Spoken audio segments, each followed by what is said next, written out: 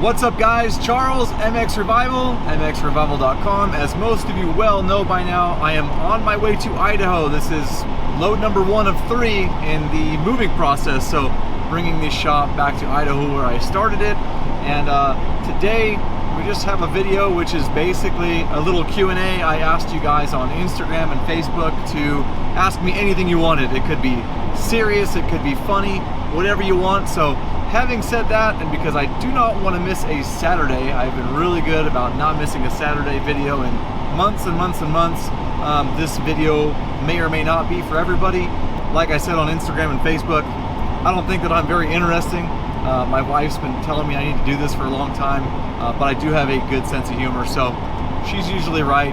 We'll have some fun, and in a minute I'm going to read you guys some questions you left me. Today is Wednesday. On Facebook and Instagram, so probably more for my regular guys this video. If you're new and you don't know me, I build dirt bikes. Most recently I build dirt bikes you can win. That is what I am focusing on now. Started this shop, mXrevival, in Idaho in 2016, brought it to California in 2018. Didn't know if I was going to be able to keep it going because of our living situation, what have you.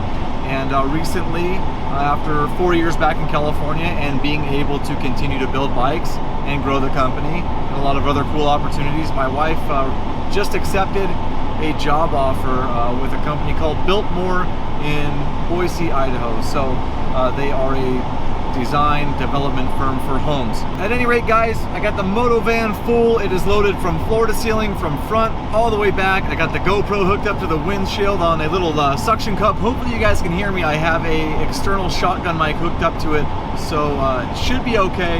Got a bunch of crazy people on the highway up here passing semi trucks, trying not to get killed. Speed limit's like 80 miles an hour out here. I am almost to Oregon, kind of at the top of Nevada right now, so I must have done this drive 15, 16, 17 times. I've only flown it once or twice. It's a pretty cool drive if you ever get the chance. Right now, I just left Winnemucca pretty much. Anyways, let's get into some of these questions. I'll probably add a little bit of comedy in here once in a while too. So I'll start with Facebook.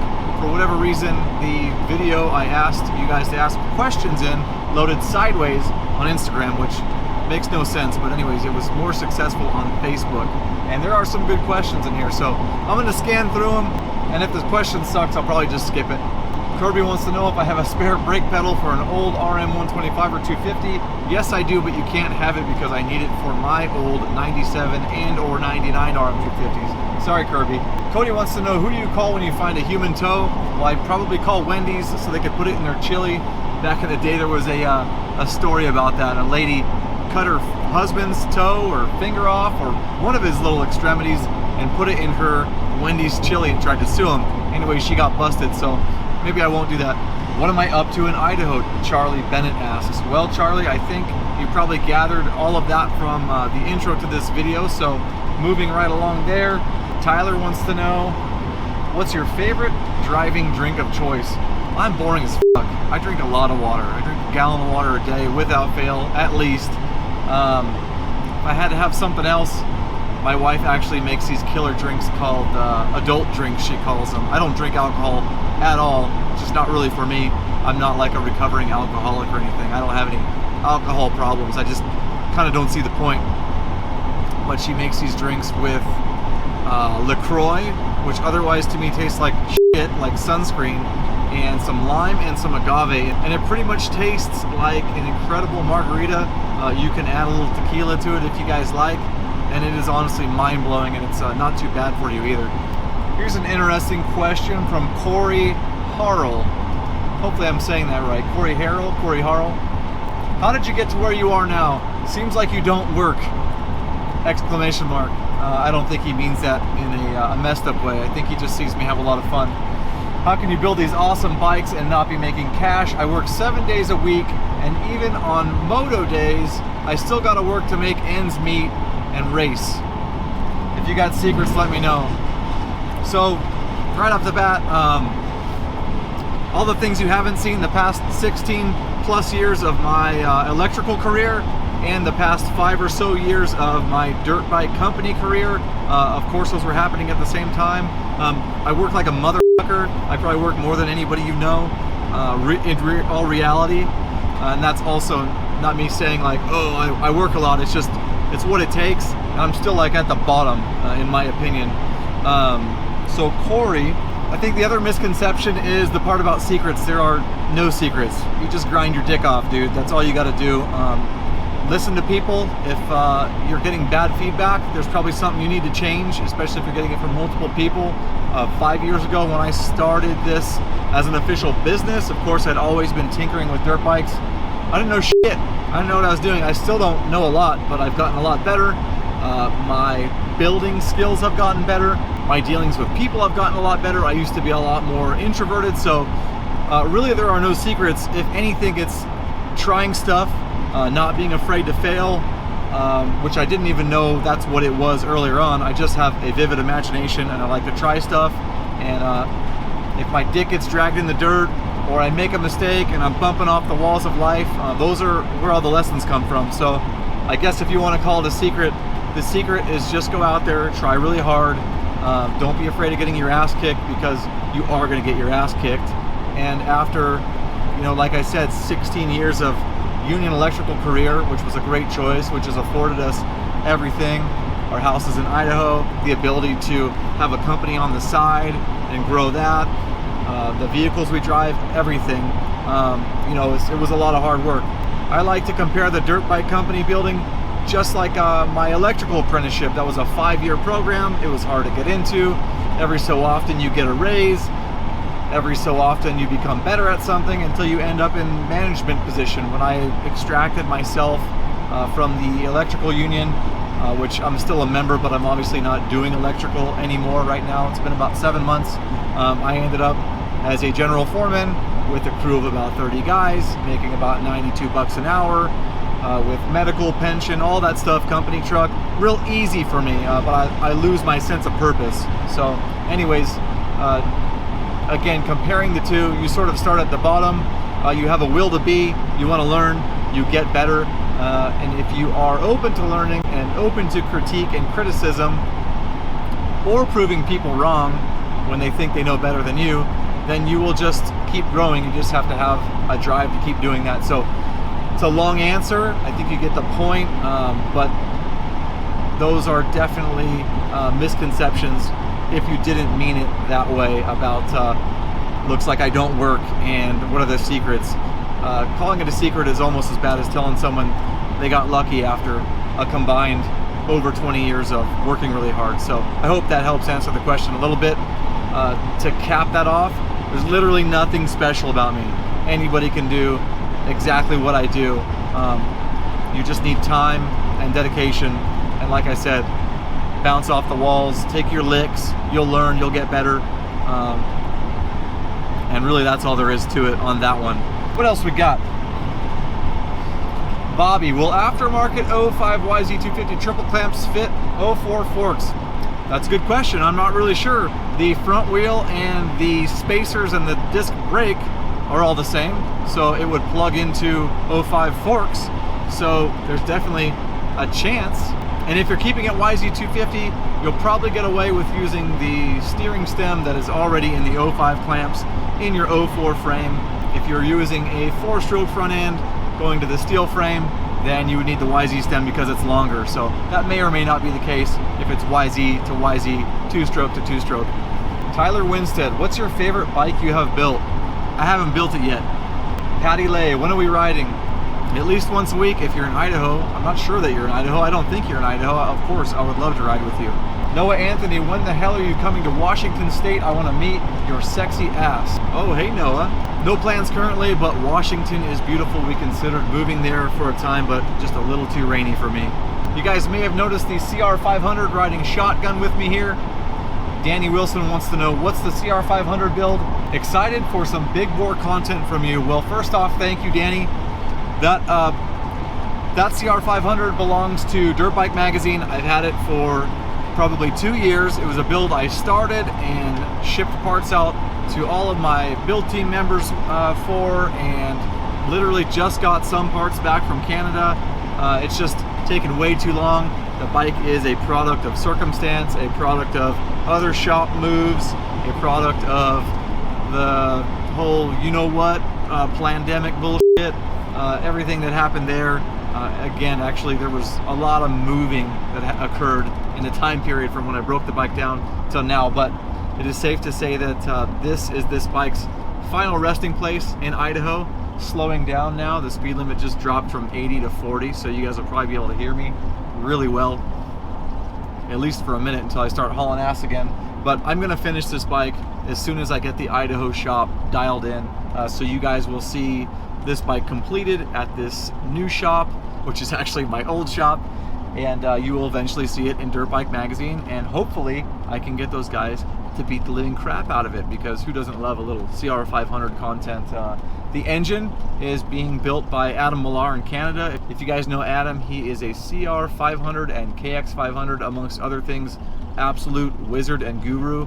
He is the man when it comes to 500s. Has a lot of tricks up his sleeve, so this is definitely going to be a very potent bike. We have some repeat offenders like Steve Lummerding from Hugo Performance Exhaust with a cone pipe. SGB has the suspension for this bike.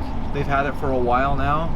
It will have some SM Pro Platinums installed around these stock hubs. We did something very special with hub refinishing, laser etching, and then building a wheel set around those stock hubs. These frames were freshly powder coated by Apex Factory Services. My buddy Jared did a beautiful job. He'll be doing the Cerakote on this bike as well, since half of it's already been done. So we'll just need to tie those things up. He'll end up shipping those out to Idaho. So yeah, this bike belongs to Dirt Bike Magazine. It'll be done sometime in 2022, most likely, and then we'll go do a little bashing on it. Probably a trip to Southern California. Yvonne wants to know, how did you scoop up such a hot wife? Well, they don't call me Johnny Salami for nothing. How about that? Honestly, though, I don't deserve her. Gilbert wants to know, I have a question. My boy Jacob has a stock KX110. He's trying to climb Super Hill and has failed twice. Is there any mod I can do to help the kid out? Maybe a flywheel. Those things may help him from looping out, but really he just needs to keep ramming that thing until he makes it up, because he will get it. Sounds like he just needs a little more practice. Mike Swinney says, I know you guys are super busy moving, but when are you going to start working on the 2022 RM250 AF 2-stroke build? I just got back some 3D printed parts last night. I threw them in the van. They're headed to Idaho, and again, when the shop is rebuilt again, which is going to be probably 2 to 3 months, we have an intermediate living situation before I can get back into the shop, the actual shop, then the 2-stroke building will commence again, and these parts that I got will actually enable me to set the engine officially, air boot officially, and then we can do some engine mount welding and fabrication. Last thing would probably be the radiators and any pipe construction issues we might have, and then we'll be riding that bike. And I plan on finishing that bike, riding it, making sure it's okay, and then doing a build on it thereafter. Jamie Atkins, my last name is Lytle, he wants to know, are you somehow related to the Lytle Racing Group, which I think I actually have seen on eBay in the past. I bought parts through them online about 20 years ago now. Are you related to Casey Lytle? No, I'm not. When I was a kid, I saw Casey Lytle racing at Hangtown in Sacramento area, California. I thought that was super cool to see like a badass pro rider that had the same last name as I did. Never met him, don't know him. I think he works for KTM now. My buddy David Allen, you guys know him as Throwback MX on TikTok and Instagram, and maybe Facebook as well. Is it safe for girls to scissor on a dirt bike? Absolutely, pal. Chris Chandler wants to know, what's the cost in fuel so far? I am probably in for about 300 bucks. I think I'll probably make it for 300 bucks, 87 octane in the old moto van. The diesel in the 1-ton GMC Denali, that thing's gonna suck it down. I'll have the shop trailer behind it, so that thing will probably be more like 500 at least. All right, so we're on Instagram now, and there were some pretty good questions over here. Some were bike related, some were life related, if I remember correctly. It's only been a couple hours since I posted both of these videos on both social platforms. My buddy Dez wants to know, what's the easiest way to remove a strip bolt from a swing arm? I want to know when we are going to meet to ride, you tall drink of water. Oh, wow. Maybe those questions should have went to DM. No worries, I'm from California. We're used to that kind of stuff, Des. So you didn't tell me which bolt. I'm going to go ahead and say if it is the chain adjuster bolts in the back, sometimes you have to drill them out. If you have to drill them out really far and you can't retap them, then you're going to take them to an aluminum welder, have those thread holes filled, retapped, and then you can put your new bolts in. That's probably what you meant as far as strip bolts go. If it was the swing arm main pin and it's frozen in place, which isn't really stripped, so that probably doesn't apply to your question, but I like to heat those up with a torch through the back of the engine cases, the end of the swing arm spars, and then I use an air hammer with a point or an air chisel, and I drill that son of a bitch right on out. It works every time. My buddy Josh Trax, who is probably the best vapor blaster I've ever seen, asks me, if you could go back 10 years and give yourself some advice knowing what you know now, what would it be? That is a really good question and somewhat loaded. There are so many things that I wish I knew 10 years ago, like the fact that you could start a company and do your own thing and be successful, and you don't have to fit like a stereotypical mold of society. Like, you don't have to go to be a banker, you don't have to go be an electrician, you don't have to go get a 9-to-5. Is there anything wrong with a 9-to-5? No. You guys heard me go on and on about how long I was in the electrical union and still am. And again, it has provided us everything because I worked really hard in that career. So again, nothing wrong with a 9-to-5. That's how most of the world works. Sometimes that's the structure people need. I know that I've needed it at times. But man, just the fact that there are so many other options, things you don't learn in school. They don't teach you anything about money. They don't teach you anything about taxes. Taxes are the biggest expense you'll probably have your entire life. Everyone's all excited about the refund. You're only getting that because they've been taking your shit all year long. The cool thing about business is that the money comes in, you get to do what you want to do with it first, and then you pay taxes. So what's left at the end just depends on how you run your show. I have a lot to learn about that, but again, I wish I knew that 10 years ago. I definitely think, okay, what if I was able to start what I do now 10 years ago versus the electrical? And I think I would have been just as successful. I have a certain amount of blind enthusiasm and relentless drive in terms of something gets in my head and I can't get it out until I either make it or force it out or figure out how I'm going to do it. So I think things would have panned out probably very similarly. I have no regrets at all. I'm very happy and very blessed with the way life has been. Everything from my family, friends, career, being able to learn what I'm sort of explaining now and then be able to myself apply it. I think that's really cool. That's been my most favorite thing so far, is sort of waking up, if you will, learning all these things I'm talking about, taking my licks and learning the hard way by making mistakes, and then sort of seeing myself in hindsight, going, wow, this is where I was. Wow, now I'm here. Wow, now I'm here. Now I could see myself going here. So hopefully I'm answering Josh's question properly. But yeah, I think if I knew more about money and I knew more about myself or how to handle people as a human interface, I think those are the things I would have really liked to know being younger. I was not very good with people early on. I was like an overweight kid. I was really shy. My dad was never around, so I was pretty timid and kept to my own thoughts most of my life. And so being withheld sort of didn't allow me to crack out of my shell till later on. But to sum all that up and put it into maybe an action step for you, so it's not just rambling, one thing that absolutely changed my life in terms of business and who I'm supposed to be, in terms of letting myself be who I'm supposed to be, is I stumbled onto a podcast called the mXCEO podcast. It probably came out in 2015. I didn't learn about it till maybe a couple of years ago, but when I say it changed my life, it has no bullshit. Completely 100% changed my life. I don't even know how I would repay the person that started and ran this podcast. Andy Frisella is the owner of a company called First Form and another company called Supplement Superstore and a bunch of other ones, but this guy's just, in all, there's 300 and something podcasts in this particular show, mXCEO podcast, and I listen to them over and over. I've been listening to them on most of this drive so far up until I started recording this video, and what's really cool is that a year will pass before I usually end up starting the episodes over, and then I'll hear an episode again that I heard maybe a year earlier, maybe a little longer, and and I'll be like, wow, I applied that, wow, I ratcheted up, okay, wow, here's where I am now in hindsight to where I was then, and I can really see how much I've progressed and how much I've learned, and especially how much this podcast has really turned the light bulb on for me.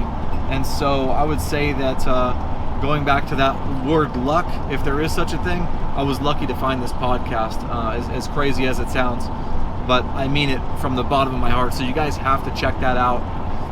MFCEO podcast. You guys can find it on Stitcher or iTunes. It's now called the Real AF podcast. And so if you go to the bottom of those episodes, because there are quite a few of those now too, you will eventually find the MFCEO episodes as well. So unbelievable, completely life-changing, and I absolutely mean it when I say that. So definitely check that out. We'll do a couple more on Instagram before I let you guys go, and thank you very much for watching. I know this is not the typical dirt bike content or how-to or bike build, so Chad wants to know how much roadhead are you getting on the way there? Well, not much. If the 500 does to me what it does to people that ride them, I'm not sure how much left of me there would be. Super sketchy, really fast passes on desolate Highway 80. You can never tell if someone's coming. Alright guys, we will close this out with a fun one. My buddy Shelby wants to know, if you could only have one bike, what would it be and why? That's an easy one for me. If I could only have one bike of all the bikes, and I had to stick with just one, from here on out, it would easily be a YZ250. Why? Well, I think the YZ250 is like the Honda Civic of dirt bikes. The parts availability, the interchangeability, for example, the 99 and up engines, all interchange. They have different ignitions, carburetors, and what have you, but you could take a 99 engine and drop it into a 22, no problem. So we know we're gonna be able to keep them running forever. Tons of aftermarket parts for them. There's literally no end to the customization possibilities on the YZ, and then that leads right into body. There are so many ways to do the body. You guys all know we just finished up with Thundercracker, the O2 YZ250 I built for you guys, which if you haven't entered, this is actually your last week to go enter to win that bike. You can do that on mXrevival.com if you haven't already. I also have a grand finale of prizes, probably 10 or more prizes left to give away. Electron carbs, decal kits, handlebars, so on and so forth, and then obviously the bike will be awarded as well. But that bike, we did a completely different front end, then a completely different brand and style gas tank and shrouds, and then a completely different brand and style rear end and fender. So you can just do so many different things with the YZ. We even did a suspension swap on that bike. We had 2006 Triple S suspension off a YZF front and rear. So easily, without question, a YZ250. I don't think I need to mention that it's a two-stroke, and two-strokes are amazing. So guys, thank you so much for watching. Again, I know this was a different style of content today. My wife's been harping on me for a long time to do this. I've been really hesitant. I didn't think people will find it interesting. But she said the same thing to me about doing YouTube in the first place anyways for several years, and I finally did it, and it's working out. So she's probably right, I'm probably wrong. If you guys liked it, don't forget to smash the like button, don't forget to sub. Definitely go check out Project Thundercracker. Bring that bike home. It's your last chance to do it. And if you have any more questions for me, better questions than I went over in today's video, just drop them in the comments below. They can be funny, they can be serious, doesn't matter to me. I will answer them. Special thanks to you guys for helping me get through some of this 10-hour drive. This video is definitely making that much easier on me. And who knows, if you guys like this video, I have 2 more of these long-ass brutal drives to do in order to complete this move, so we can do another video if you like. Just let me know. Thank you guys for watching. I will talk to you very soon.